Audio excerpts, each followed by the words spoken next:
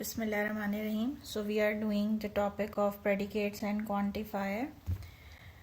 In this example, we will see how the universal quantified statement can be written informally in the various equivalent forms. So in this statement, for all basketball players X is tall, we can see that the domain of definition is the set of basketball players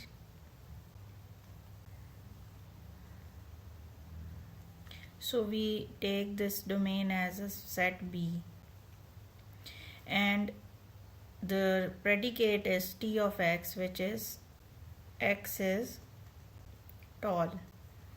So in the very symbolic language, we can write it for all X in B, X is tall.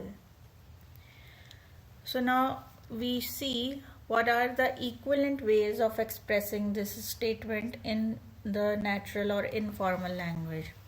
So every basketball player is tall. This is a correct way to express the given statement because the for all quantifier can be translated as every, and we are talking about the basketball players, so we are taking every basketball player has the property that they are tall. So this is the correct way of express this given statement. The next is among all the basketball players some are tall. Now this is not a correct way to express the given statement, first of all because we use the universal quantifier, and this statement we are confused between the two quantifiers. Some represent the existential quantifier and all represent the basketball players, all represent the universal quantifier. Also, we can visualize these concepts with the help of the Venn diagram. So suppose we have two sets. Set B represents the set of basketball players and set T represents set of tall people. So in this statement we want to say that among all the basketball players some are tall. So what do we actually want to say in this statement is that the intersection of these two sets, the basketball players and the tall people, is a non-empty intersection. So some of the basketball players are tall, or among all the basketball players some are tall. So there is a non-empty intersection between the set B and the set T. However, in the given statement, all basketball players are tall. What do we want to say? That the set T, which is a set of tall people, is a bigger set, and the set of basketball players is properly contained in the given set T. So every basketball player is contained in the set of tall people. So this is the correct visualization of the given statement. However, the statement 2, it can be visualized as a non-empty intersection between the set B and T. So this is not a correct way to express this statement. Some of all the tall people are basketball players. So again, this statement is like this non-empty intersection, that some of all the tall people are basketball players. So this is again using two different quantifier in a same statement for a same kind of variable, which is not correct. So this is also not correct to express the statement like this. Anyone who is tall is a basketball player. This is again wrong, because we want to say that anyone who is basketball player is tall. So according to this statement, the set of tall people is contained in the set of basketball players. However, in the given statement, set of basketball players is contained in the set of tall people. All people who are basketball players are tall. This is correct way. Anyone who is basketball player is a tall person. This is also a correct way to express the given statement. So in the out of these 6 ways, the 3 ways are the correct ways and 3 ways are the incorrect ways to express the universal statement.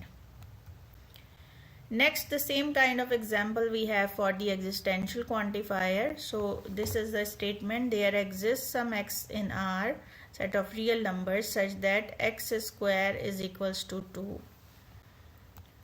So in this statement, the square of each real number is 2. Now each represent the universal quantifier. However, we require existential quantifier for the real numbers. So here the statement is wrongly expressed because of the use of universal quantifier. Some real numbers have a square too. This is the correct way to express the statement. The number x has a square too for some real number x. This is also a correct way. Whether we write this expression in the beginning of the statement or at the end, both are the correct ways. If x is a real number, then x square is 2.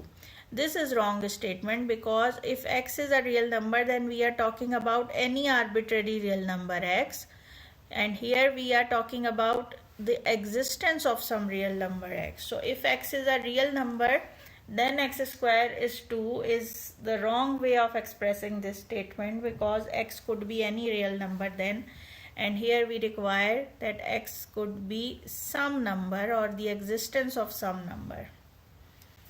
So this is wrong way of expressing the given statement. Some real number has a square too. This is the correct way. There is at least one number whose square is 2. This is also a correct way of expressing the given statement.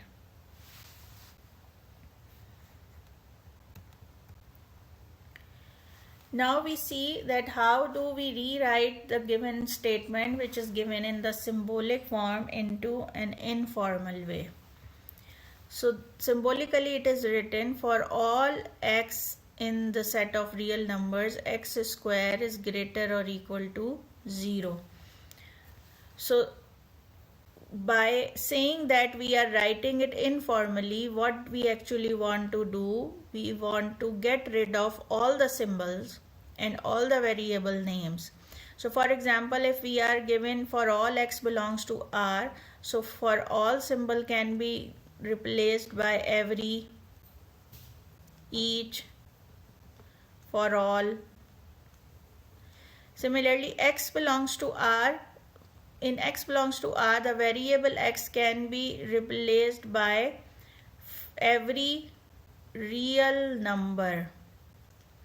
So instead of writing for all x belongs to R, we write every real number. So we also don't want to write this variable x here, although we can write every real number x, but since we want to write it informally, we also try to get rid of this variable name, and instead of writing x, we only say that every real number has a square that is greater or equal to 0.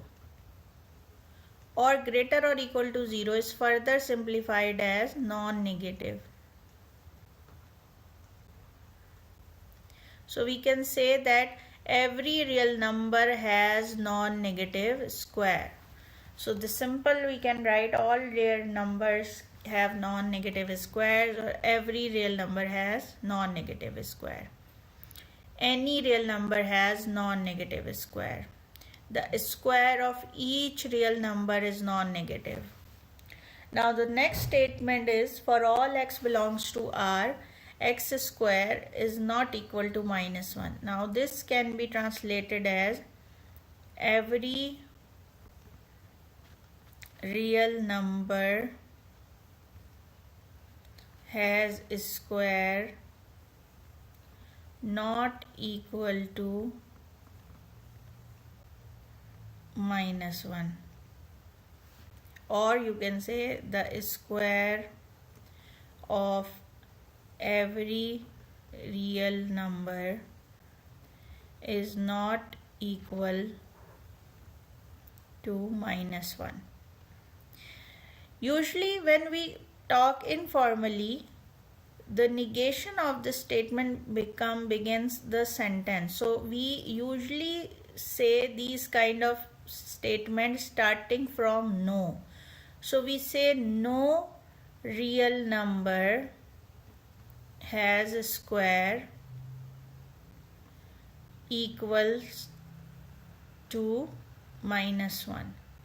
So no, none, no one, all these phrases or words has hidden universal quantifier within them. So any statement which is starting from these kind of sentence keywords, no, none or no one, will be translated as a universal quantifier with the negation applied on the predicate. So for example, if the statement is like this, for all x negation p of x, then we say that no x has property